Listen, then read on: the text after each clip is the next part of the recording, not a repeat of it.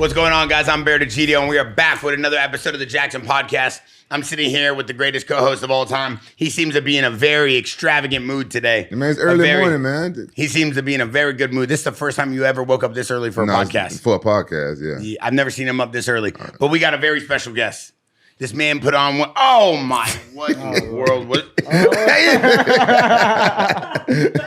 It's a squirter. This man put on one of the best fights I've ever seen in my life. No. Let's all chill out. Y'all got me feeling like I'm in raging water, slipping slide. The most significant strikes ever landed in a flyweight bout. One of the greatest flyweight fights I probably have ever seen, and now he's going to fight for the title. Ladies and gentlemen, Joshua Van! Let's go. Hey, real talk. Are you related to Raw Thang?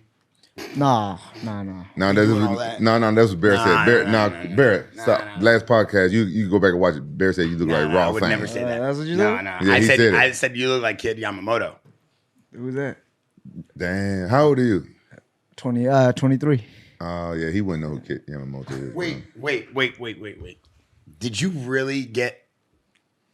Wait, I'm going to just say this respectfully, though. Don't even start laughing. Did you really, during the interview, when Nina asked you who's Forrest Griffin and you said, oh, is that the old guy from the PI? Was that real? Yeah, that's the PI guy. That's crazy. Wow, that's crazy talk. He is old, though. He old as hell. He older than me.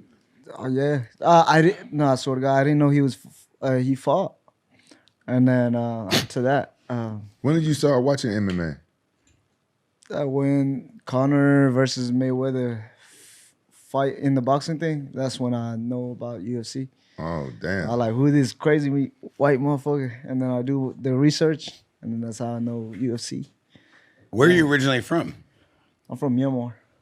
And when did you start fighting? 2020. How old are you? He just said it, motherfucker. 23. He's 23. Yeah, I'm 23. I'm trying to do the math, though. So you didn't watch any of these, like, classic fights? No. Nothing? Nothing. I don't even like watching fight like that. You don't even like watching UFC fights? No, I watch myself or like when a big name fight, you know what I mean? Like Conor, Easy, and all them guys. You said Easy-E? No, Adesanya. He said Easy. I thought he said Easy. Yeah. I'm like, how in the hell? I did. Easy-E. Easy-E wasn't a fighter. No. So you weren't like a fan of these guys growing up? You didn't like grow up thinking you were going to be an MMA fighter? Nah, I always thought I was going to be a preacher. A what? A preacher. Like preaching? Yeah. Wow. Why that? It's because, my mom have like 3 daughters and shit like that. So this, like she, you know what I mean? She wanted to have a son. She went to a church and they pray that like if you gave me a son, he will work, he'll do your work and things like that. You know what I mean? And then boom, it came out. And so she would always tell me that story. So I just thought, I have to be a preacher and things like that. Oh man, how your mom feel now that you're a fighter and not a preacher? I mean, because when I got to the U.S., my life was just changed completely. You know what I mean? It went to the wrong path, and so you know what I mean. I kind of knew where I was going. Like, you know what I mean? I wasn't gonna be a preacher. Yeah, like you still got time. You're 23. You know, a lot of preachers they don't become preachers till later on in their life in a way. Yeah. And a lot of preachers they go out and they see the world for what it is and stuff like that. And then they don't always start off as like really like godly church people. You know, they live the life, and then sometimes it's a calling. You got to get called to it a lot of times. Facts. Yeah. I got to ask you something. During this fight we just watched, your gas tank seemed incredible. Your striking seemed incredible. Your confidence seemed incredible. Royval's an amazing fighter. You stood there and just banged with him the whole time. You had answers for everything. TJ really did a phenomenal breakdown of the fight yesterday. And TJ was on the recap. We just launched it on our YouTube page. How did your gas tank feel after that fight? After literally the record-setting amount of strikes and the amount of just banging you guys did? I could go 5 rounds if I had it too. My cardio is never issue, you know what I mean? So it's just the way I train, man. Daniel Pineda and Frank, man, they put me through hell when I'm in training camp. So it was just like, you know what I mean? I never get tired in a fight. Well, it would be your first 5-round fight, right? this next Yes. one for the title. Yes. Do you train differently though, knowing that now you actually have 5 rounds? Does a strategy change? Does anything change? No, I feel like the way I train can help me like stay 5 rounds and things like that. So why push harder? You know what I mean? So we just gonna train the way we train, but like, you know what I mean. We got to change some things because of different opponents and things like that. But we just gonna train the same way. Who's this next opponent? The champ. The champ, Pantoja. Pantoja. Yeah. We watched him against Kai. Remember yesterday? Yeah. We just did that yesterday. Yeah, but you know me. We only did it like 8 hours ago. No. See, my thing is, I sometimes I don't know which weight class. All y'all little guys look the same size. You cannot call that What? a little guy. Well, I'm a heavyweight. I can call a little guy a little guy. We know you're a heavyweight, but you can't call him a little guy. Yeah, I call it a small. What weight class are you? Flyweight. Wow. Flyweight. What the hell is flyweight? 35. It's a little guy. He said 35. 35. What? 35. 25. God, that's 35. the smallest one. TJ, Yeah. 35. No, he's 20. He know his own weight class. No, I know. It's 35. Don't worry. You'll be fine. Just keep saying that. No. So, what are you going to change up? You going to how's your wrestling and grappling? Man, I feel very confident in my takedown defense. So I feel like this fight, I can make it like stay standing fight. You know what I mean? So that's my thing. And then I know for a fact he's gonna try and take me down. So it's just gonna be a battle between strikers and wrestler. But how's your jiu-jitsu defense though? In case he does get you down, because it is He'll an get MMA submitted. fight. He would definitely get submitted if he take me down. Cause I don't really like hugging people, you know, when I fight. So I don't really show out like that. But and nobody ever like try my jiu-jitsu either. So you know what I mean. It'd be a great time for me to showcase my That's skill. what's up. I love in the third round specifically, I feel like you won that round because the oblique kick. You started kind of mixing it up a little bit. Didn't just play his game. You kind of let him do things and then you would just catch him. Do you feel like the instinct or the coaches, like how did you start to kind of change your game up a little bit? Because we saw him just wanting to stay and strike with you and then we saw you starting to mix things up. Man, I told my coach, man, before the fight, I knew that kick was always there, you know, but I don't want to give another fighter like like when you kick like that, you fucked up their knees and stuff like that, you know what I mean? So I don't really want to throw that strike, but he's a tough motherfucker. So I was like, you know what? In the third round, I have to because, you know what I mean? He keep coming forward and shit like that. So I was like, let me just throw it out there. And I knew, like, we were talking about it. I was like, I don't really want to throw it, but I think I'm going to have to because of the knees that he throw every fight and stuff like that. So, yeah. You like the oblique kicks? Shut up. You know I don't like that shit. Why didn't you talk about it all yesterday during the recap? Why were you just shaking your head the whole time? I didn't say that. You know, it's a strike that fighters are throwing and stuff now. Like what I gotta say about it? Just because I don't like it, you know. I'm not gonna knock other fighters for doing it, but you know, I feel like it should be a legal kick. I think it should be a legal strike. Yeah, because illegal. I think it should be illegal because if you kick somebody knee backwards, you can end their career. Yeah, that's the reason why. Like I was kind of like against it, but at the same time, like he trying to put knees in my face. You know, his knees in my face. Yeah. I'm like, yeah, I'm saying it's either me or him. Yeah. So I love that. I used to be against the you know what I'm saying, the head stomps and pride, but I did it one day. You know what I'm saying? I stumped the mud hole in the motherfucker. If it worked, it worked. It worked. It stopped the fight. Yep. I think the strategy is like obviously a good fighter, a talented fighter understands the limitations and then obviously understands what could happen in the success of certain techniques. So I think it's cool that a fighter though at least still has the whereabouts in the mind frame, you know, during a fight to acknowledge that. One thing I got to ask you is we see like boxing becoming so prevalent right now as like the leading martial art during a fight. And it's like this crisp boxing style, standing there, understanding, keeping your head off the line. You know, TJ, once again, amazing breakdown he did on that yesterday as well. I'd love to have that. But you have insane boxing. It's so crisp. And it seems a little bit different. It seems like you have that like Ilya vibe to you where you kind of have this insane confidence to sit there and kind of just dictate where you want the strikes to go and the guy can't really do much. Do you feel like boxing right now is becoming the most important thing in the UFC? Yeah, man. Shout out to me, Ilya, and Peter Yan. You know, we make the boxing come back to that UFC thing, you know, because the Russian guys, man, they brought that wrestling shit, and it was kind of boring, you know. The UFC was kind of boring when their thing was popping out, but now I feel like, you know what I mean, the boxers era start now, so like it bring back that excitement. Is that what gave you the motivation to go out there and just throw down? So you think the UFC is getting kind of boring with those Afghanistan niggas? Not really. I want to get I want to get my opponent out as soon as possible. You know what I mean? Like my last fight, I don't really like it because I get hit. You know what I mean? So I want to stay clean. Yeah. What is your full like martial arts background? Did you have any like martial arts background growing up? Street fight. That's it. Yeah. Wow. I watch like school fight and things like that, and then I'll go to like a gas station or a corner store like to see if that move worked. And I'll be like, hey, just me mugging everybody, and then like, okay, let me try this thing that I see on TV or like YouTube's or something. Like, yeah. Can you imagine like watching like a Mortal Kombat movie and then going to the gas station and saying, I wonder if this move could work? Did it work? They work. It Some shit works, some shit don't work. I'm like, okay, it don't work. What didn't work? Like, I don't know. I don't even remember. Like, I try everything I see. Yeah. Did you get in a lot of fights growing up? Yes. Yeah. Yes. Like fights that you were starting or people were trying to pick on you or what was it? At first, it was the bully. You know what I mean? And I don't like when people around me get bullied either. But then it get to the point where I enjoy it. You know what I mean? So because I don't know how to speak English and things like that. So that was the only way I can get attention, right? So I enjoy it, like that attention. So I would just pick, like I would walk into the classroom, I was just like looking at the guys and I'd be like, and then if you do this, then that means we fighting.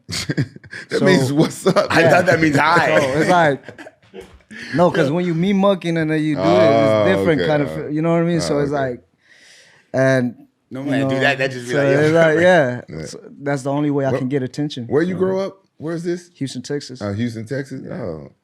Oh. How old are you when you learned English? I don't know. I got here when I was 12, so it's like you know what I mean. I learned as I grow. Hey, can you imagine how many times he got in a fight over a mistake? Yes.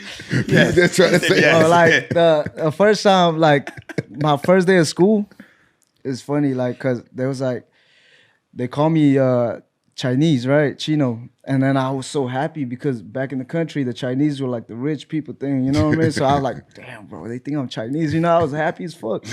And then I go home, I told my cousin, I was like, man, hey, bro, they think I'm rich. He's like, nah, man, that was insult. And then I went back to the school the next day, and the first person called me Chinese, get his ass whooped. Damn. See, just because, you know. Yeah, it's perspective. You know what I'm saying? You thought they was giving you a compliment, and your cousin told you it was the opposite. You should have just kept thinking it was a compliment. But, you know. But now I'm cool with it, man. It's like, you know. You like still being called Chinese? I mean, it's not that I like it. It's just like if you see an Asian person, like, hey, you know. And then you see Mexicans, you know, things like that. So I normally ask, what kind of Asian are you? What nationality? What kind? I'm from Myanmar. Where's Myanmar? It's by Thailand. It's like the border. Yeah. It's the border of Thailand? Yeah. Yeah, when you said Myanmar, I was thinking, what's this nigga talking about? Because I don't think I heard of Myanmar. And you didn't want to go like this to him during the podcast. No. So is your language kind of like Thai? No, it's completely like different. Yeah. And are you near Cambodia? Yeah, we close. We're like neighbors. Have you been to Cambodia before? No. Man, I need to go to Myanmar. Yeah, no. What made you come here when you were 12? Man, it's just civil war and all this type of thing, you know. So my parents, they wanted a life that was better for us. And then that's when they came to Malaysia. And then that's when we seek refugee. And then we come here. I've been in Kuala Lumpur in Malaysia. It was that fun. shit is nice. Yeah, they only got one weather. Yeah. It's hot as fuck. It's hot as fuck all year round? Hot as fuck, yeah. Oh, it's so nice, though. You would love it. How do women look over? Oh, you would go crazy in Malaysia. Malaysia? You would love Malaysia. You go to the sands in Kuala Lumpur. No, Seekers Hotel, you go crazy. Oh, this like a vacation spot? Oh, it's like that never-ending pool overlooking. Yeah. Oh, it's insane. The street food are great, too, man. I was just going to ask you, how's the food in Myanmar? How's the food there? The street food is the best in Myanmar. Oh, for real? It's better than Thai food? See, the Thai food has got spicy, right? But the Myanmar food is like, the natural flavor. Yeah, more. Thai food's pretty spicy. Yeah, I don't never get the spice. I can't do spice. So talk to me about fighting then. So when you got here, how did you kind of get into the UFC? Was there a coach that saw you? Was there someone that kind of picked you up and said, yo, I think you could be great at this? Did you go like visit someone? So I got into a lot of trouble in Houston. So I got into like a little situation where I can't stay in Houston for, you know what I mean? And then I moved to Iowa where my auntie lived. And, you know, when I moved there, it was still the same trouble fighting every day and things like that. So this one time I was fighting at the park, you know what I mean? And the guy that I fought was like a Muay Thai something, like he trained something. And I was beating the shit out of him. And then my friends was like, hey, man, you should do UFC. We don't know MMA.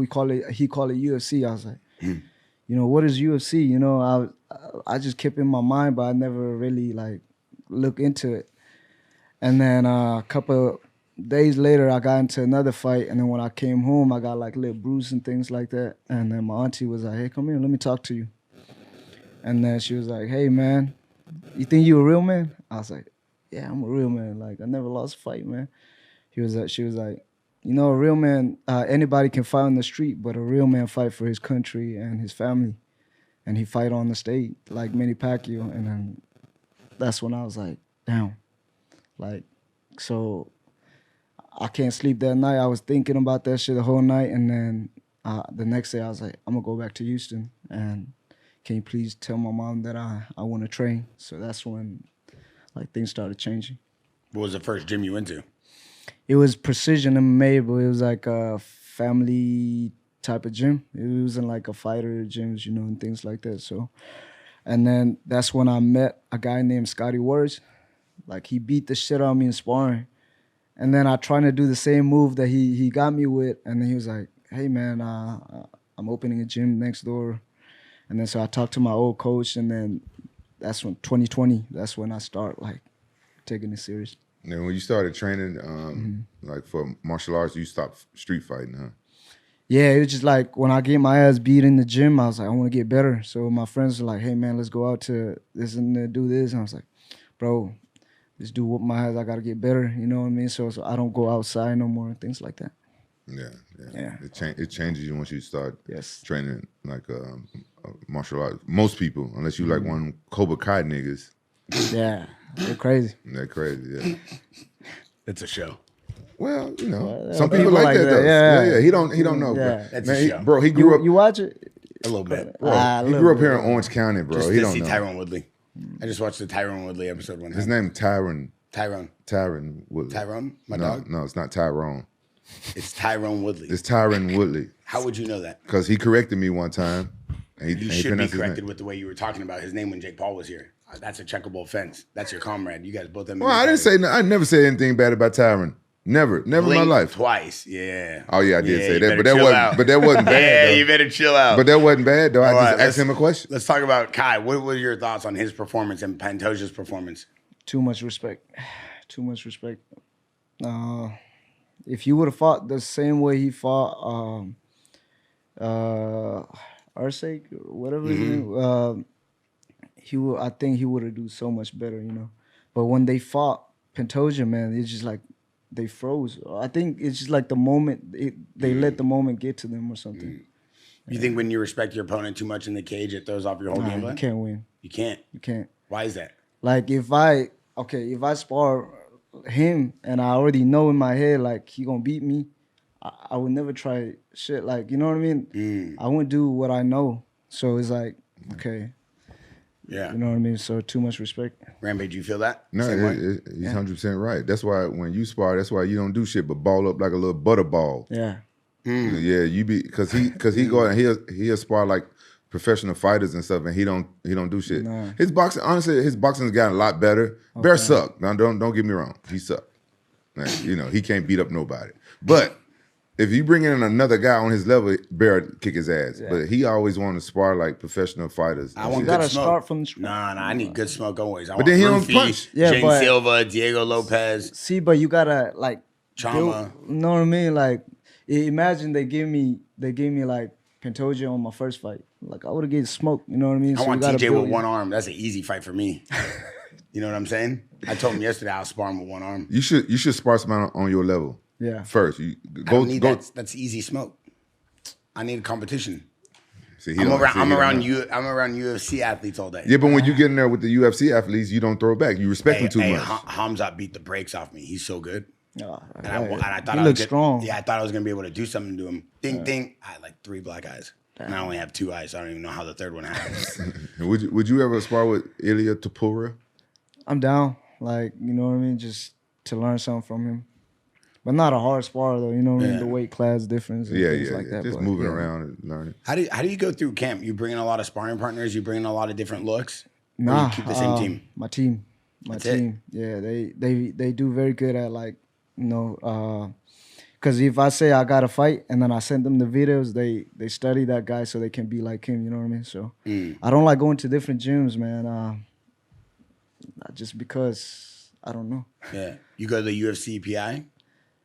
I don't even like going. Like even my last fight, I cut weight at the hotels and things like that. I don't like too many people around like when I'm training. Really? Yeah. Why, you nervous they're gonna look at something or pick up on something? I like to have fun with my team, you know. I like, because I want to keep the same energy we have in the gym, like where we fuck around and have fun, joke. You know what I mean? When people is there, is different vibe, for sure.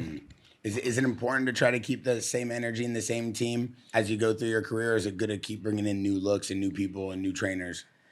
Well, yeah, I like to keep my thing, so I don't know. Not everybody is the same, you know what I mean? Yeah. But for me, I like to keep the same shit. Rampage, what about that? Like we always see, like say a guy like Luke Rockhold, obviously a world champion, but he loves to go gym to gym. And his thing is, well, I just want to keep learning. I get kind of climaxed at a certain gym or I hit a plateau. I want to go to a new gym.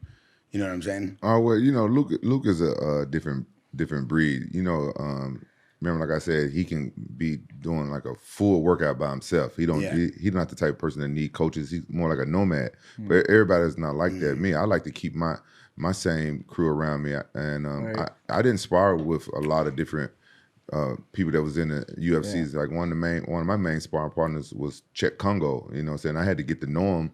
And then we became like brothers, and then I could spar him because I don't trust everybody. And I learned that from training with Tito Ortiz, because he would bring in other guys and they would hurt him and stuff over ego. Like, I'm not finna let him get that takedown.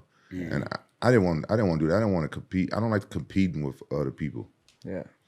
And do you feel like when you bring in new talent, like it kind of becomes a competition, like they have something to prove to everybody? Yeah, it becomes like who's the biggest alpha in the gym, like, and then they see you on TV, they're like, this guy on TV, so they're gonna try to go as hard as they can, and like he's a professional now. He's not trying to spar super hard every sparring session, you know. So you keep your same crew. It's easier and honestly it's safer for you, and I feel like you have more longevity in your career. When you look at a guy like Pantoja, he's known for like this like relentless grappling and, you know, the way he gets people's backs, the way he kind of like attacks when he hits the ground. How do you plan to like combat this? How do you plan like around that?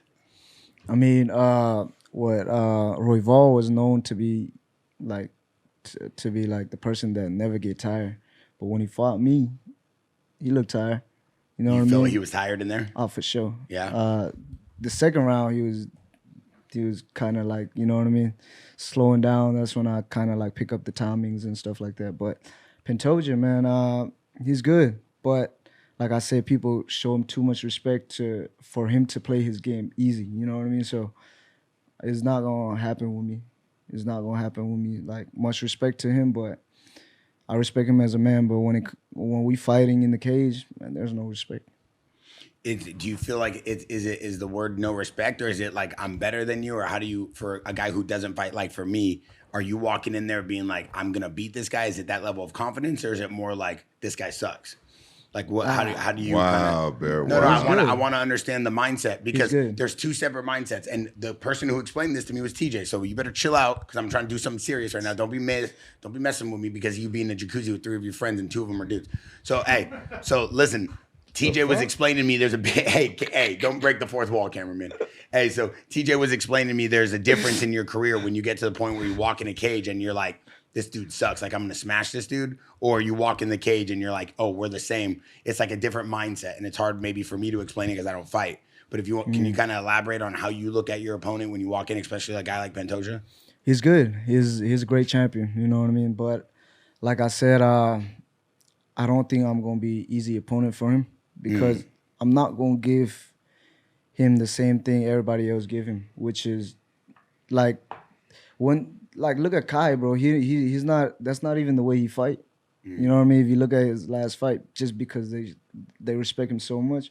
So that's what I'm saying. Like I'm gonna do my jab. I'm gonna move around. You know what I mean? So I'm gonna make it harder for him to fight his fight. You know what I mean? So I'm definitely gonna beat him. Rampage, do you think he has better boxing than Pantoja? Man, this guy right here, man, he's a beast, man. His strike is next level. I see you make the face. You're like, come on, bro. Come on, bro. That's Not not even even. close. It's not even close. Yeah, Huh? he might be Yeah. a well-rounded guy, but his striking, man, come on, You don't feel like his striking is up to par? bro. Like his striking, like who? If that was a boxing match and he fight like that, bro, he's done. He walk like this. You know what I mean? That's like. But do you feel like his experience of being in there for so long and, like you said, being well-rounded is what gets him over the hill every time to get the win? Yeah, but everybody I fought got experience, more experience than me. You know, I'm in the game for 5 years. You know what I mean? So it didn't matter my last fight. You know what I mean? So I feel like experience is just like another way of saying, like, you know what I mean? I think experience don't matter when you put in the work. That's what I mean. Yeah, I saw a stat. I think you're like one of the youngest dudes to fight for the belt now, born in the 2000s, right? Or like the first guy in the 2000s. First guy, yeah. yes. First fighter born in the 2000s to fight for the title. How long you been fighting in the UFC now? 2 years. Wow, and you only been fighting for 5 years. Yeah. Wow, And you're already fighting for the title. bro, that's impressive. See, this right here, this is the stuff I tell my son. My son's 25 years old.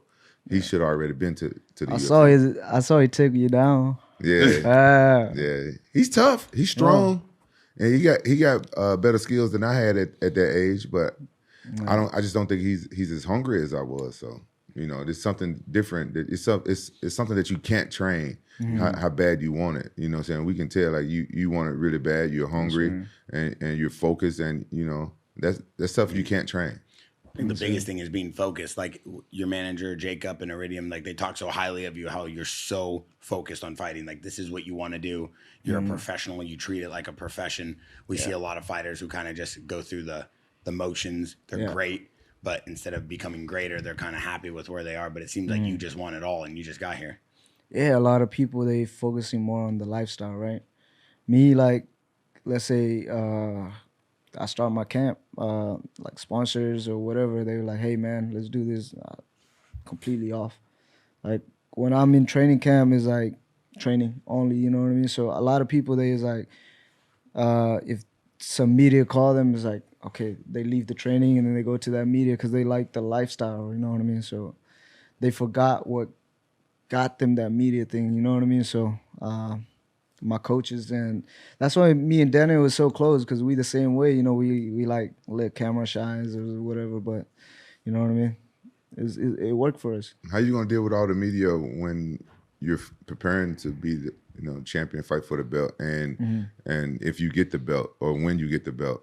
How you gonna deal with it? Because it's gonna be a lot more media and the media, the fight week, like we don't really need to work hard no more, right? It's just like the weight cut and then a little bit of game plans and things like that. So that fight week, I'm always preparing. My last fight, it was a little different because a lot more media, but you know what I mean. It was cool. I kind of like it, because like you forgot about your hunger. When you do a lot of media, it's like time go fast. Yeah, and it kind of helped me. Yeah, but I think if he's fighting for the belt, it's going to be a lot more than the last week. Do they still do like the 24/7? Yeah, it's going to be a lot. I mean, you're young. You're a potential new face of the fight game. I feel like it's a lot more media than you can probably expect.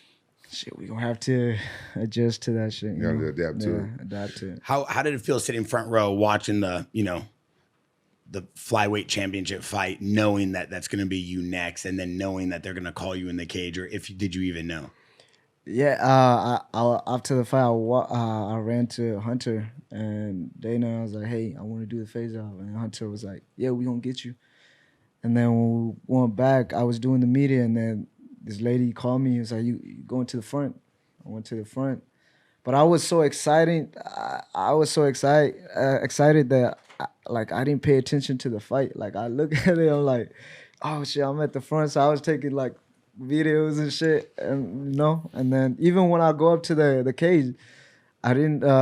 After they asked me a question, I was about to go back to my seat. You know what I mean? I didn't know we was supposed to do the face off and things like that. So I was just trying to let people know that I'm there to be the next title challenger. You know what I mean? Not to steal his moment away from him. Yeah. You know what I mean? But he was cool enough to give me my shine, and he was like, hey, look, we got to do the face off, and I was like, oh shit, okay. We did the face off. Yeah. Is there a difference in your mindset when you're walking to the cage knowing you're about to fight and being like aware and fully focused versus like when you're just sitting there kind of like partying, having fun and like not really knowing what's going on? Yeah, like were you still able to take it in, or did you get more butterflies sitting there watching than you did fighting? I don't get butterfly when I walk out, but I get butterflies in the locker room. That's the worst thing is wait. You know what I mean? When you wait and you're like, damn, and then you like, there's 2 fights before your fight, you know what I mean? Like, damn. Sometimes you wish like they knock each other out and then you go quick. And then the second thought be like, damn, I hope this fight take long so I can, you know what I mean? Like, but then when you walk out, like on your way to the cage, that's when the feeling is gone. Like the butterflies is gone. And then when you in the cage, you're just like, fuck it, we here. Yeah, it seems like I've been in a lot of street fights too. And it seems like I get more nervous for professional fights than I do street fights. But street fights are more dangerous. Yeah. You don't know what's going to happen in a street fight. Like you get jumped, some of his homeboys can jump in, somebody can pull out a weapon, something like that. But in the locker room, it's the anticipation. You know you're going to fight. Yeah. And like sometimes the street fights, shit just pops off. You don't know. You don't really know. Like it's been a couple times in my life where I kind of knew I was going to fight because I had to take up for my cousin or something. But I wasn't nervous. It's weird. Like, cause street fights get stopped fast. A lot of people break them up. Normal street fights don't go for long. No. But it's crazy how professional fights make you get a little bit more nervous. Is that the same for you? Yeah. Like I don't get nervous until I'm in like the locker room. I'm talking about street fights. Did you get nervous? Oh no, not at all. It's different, huh? Yeah. And especially like a lot of people don't know how to fight on the street. You know what I mean? 100%. So it's like. Can you imagine Bear getting into a street fight? He don't know how to fight. I would be a menace in the street. Get the shit beat out of him. You see my grappling. You saw what I did. So you gonna grapple? You gonna grapple? I'm gonna do everything. Butt scoop and all that. I'm gonna go straight to guard. Let him come in. What do you mean? I'm there. I was wrestling with Nicky Rock last week. You heard what he said? He said he's gonna go straight to guard, let the dude come in. Oh Lord. Yeah, he said that. He didn't say pause or nothing afterward. Yeah. You want to keep playing with my name? You just said it. In front of this warrior. You just said it. In front of this man. I'm just repeating what he said. Hey, you better chill out, champ. All right. Moving on. You stand in front of the future champ. You better chill out. All right. Hey, going into this camp now, you know who you have to fight. Obviously, there's no date yet. Does it become a lot of a kind of anticipation for your team and preparation, or do you guys, it's just business as usual? You stay out of the gym until you have to get back in there, or do you start over, prepping or overtraining? Because yesterday, one thing that I was interested in hearing is when people are preparing for a title fight, they start a few weeks earlier. They start doing more than they usually do. And like you said, they maybe give even the camp too much respect. And then next thing you know, you overtrain, overhurt. What do you look at going into this next fight? Usually I'm back in the gym a week after. But this fight, like my big toe is fucked up for this fight, so I can't really train. So I'll probably take some time off. You know what I mean? Vacation. You hurt your big toe? Yeah, my last fight, the fight before this, like 3 weeks ago, like I hurt my toe, and if I tell them I hurt my toe, I wouldn't get this fight right. So I didn't tell nobody. And you fought 3 weeks before this last fight? Yeah. What the? He's been on a. So they call me.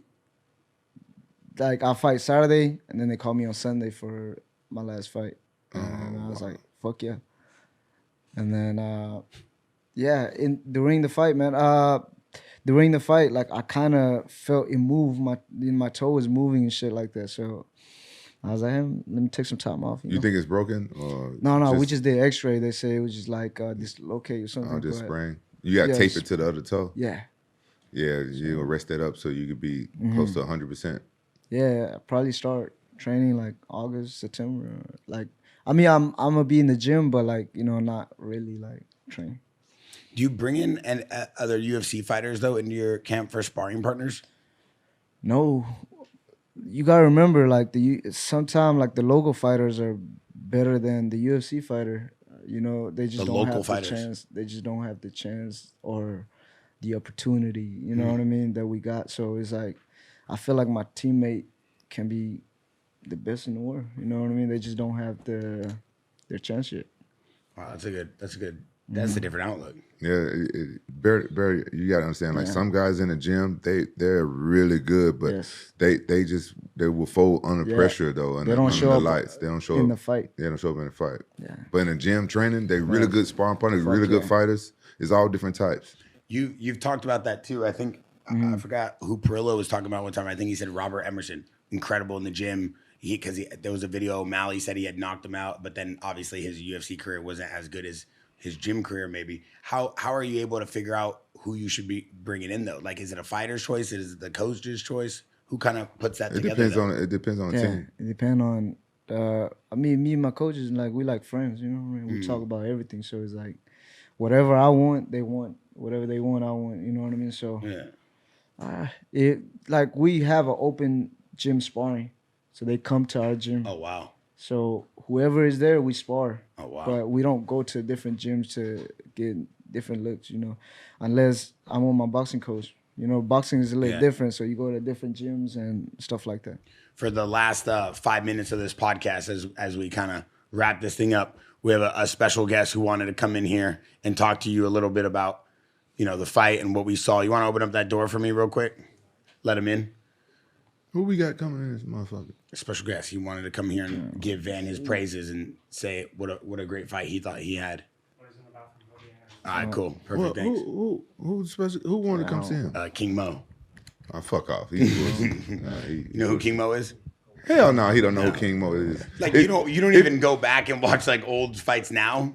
Like, you don't go back. He still want to watch King Mo. You know who Anderson Silva is? Yeah, yeah. Oh, okay. Yeah, I know. You know, like some of the greats. Yes. Did you watch Rampage body slam people in Pride? Yeah. He wasn't even born yet. No, but No. see, Hey, a pull lot up of Rampage body slamming refs someone talk about you because there's like, you can't do that Rampage thing. You know what I mean? They say that in the locker room? Yeah, because What? Referees like tell you? the fighter meetings and shit. Like, it's like you can, like a certain, I don't know what. Is it illegal? Is it Called the illegal? Rampage thing? Like some state? The Rampage Slam? Right here. Yeah. This is the famous Rampage slam, the most Right famous slam, the greatest slam in UFC history, Yeah, see, Pride history. They mention you a lot of times. They so said that's how I know. illegal?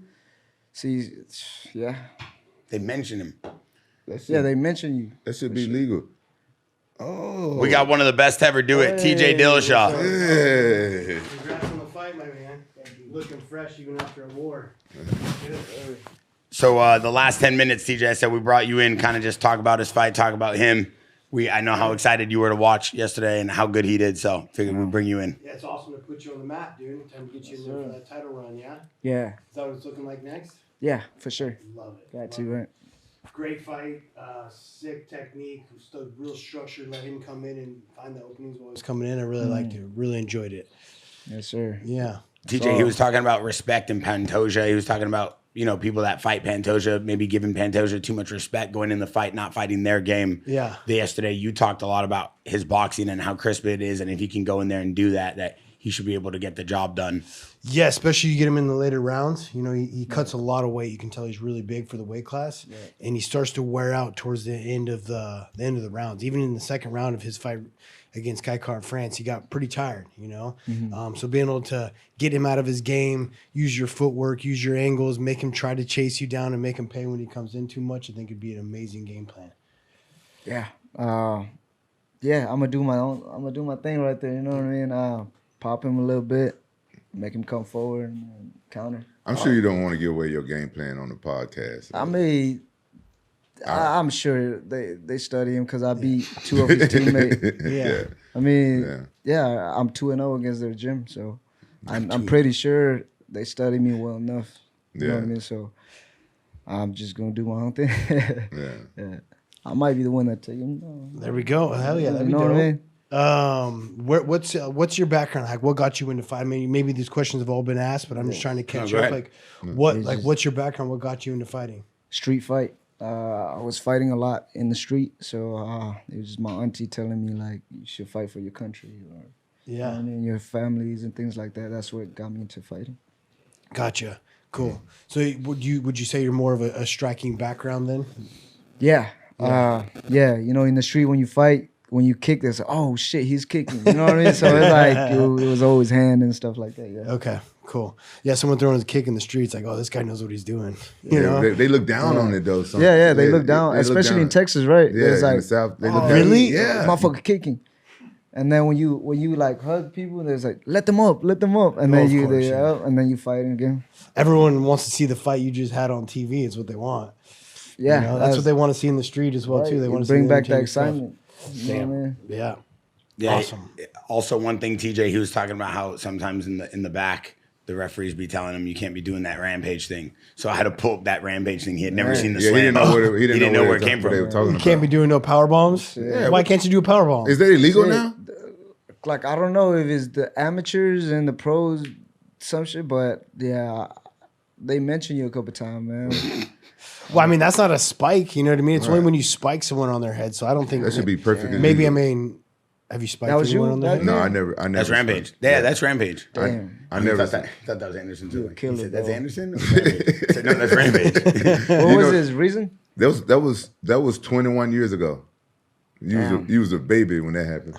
The reason why I did that because it's a long story, but he pissed me off. That's my only time losing my temper in a fight. He's done a couple things to me, but the main thing he did, he was heel kicking me, and he like dislocated my jaw, like with the heels coming down like this, and I went down to cover up, and he told the referee I was knocked out.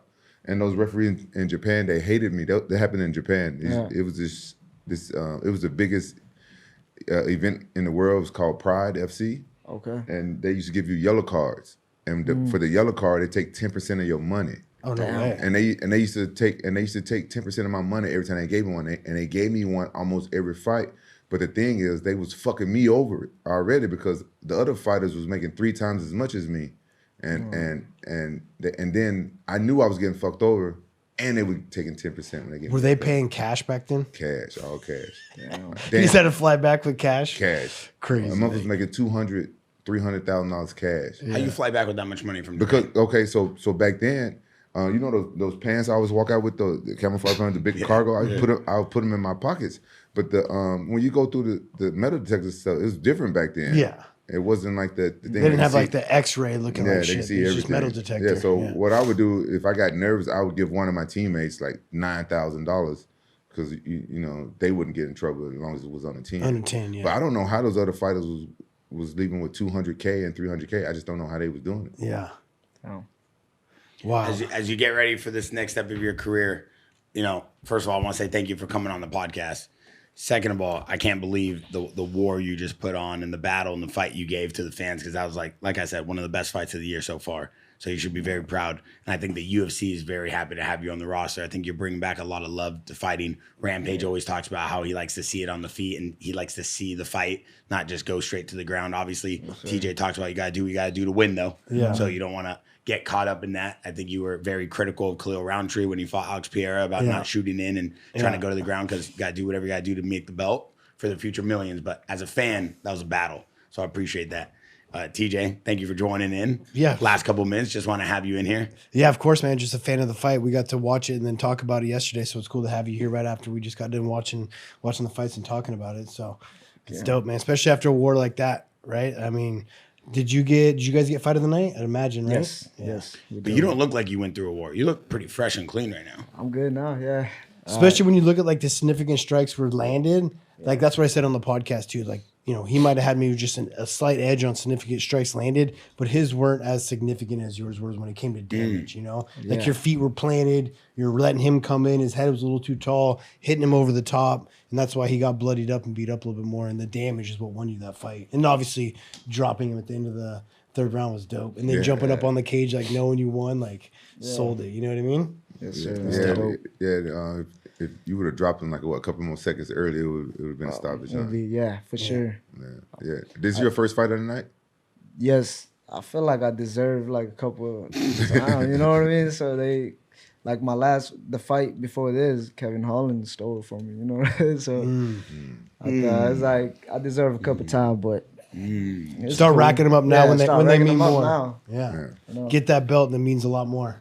Yeah. You know, the Yeah, for paychecks sure. change, your name changes. Yeah. And then after you get that belt, you bring it here and we do a podcast. Hell yeah. First do it. one. Yeah, let's First do one. it. I appreciate, bro. I wish you all the best success. Congrats, you and your agency and everything around you. You guys, you got great people around you. So we're here for you. If you need anything, you come holler at the Jaxxon podcast. And when you go like this, it's all love. Yeah, you made us We good fans now. for life, bro. Yeah, bro. Thank for you. real. Thank you. All right, guys. Thanks for watching Jaxxon Podcast. Make sure you leave a comment, subscribe. Let us know what you want. Don't forget to check out the entire behind the brand, all the behind the scenes of today, this week. Hamzat Chimaev, one of the best and rising superstars in the UFC, on the Jaxxon Behind the Brand show. It's a brand new page on YouTube. You can see Rampage in a jacuzzi with his boys. You can see TJ training, and you get it all live and direct, and it's free. We're out.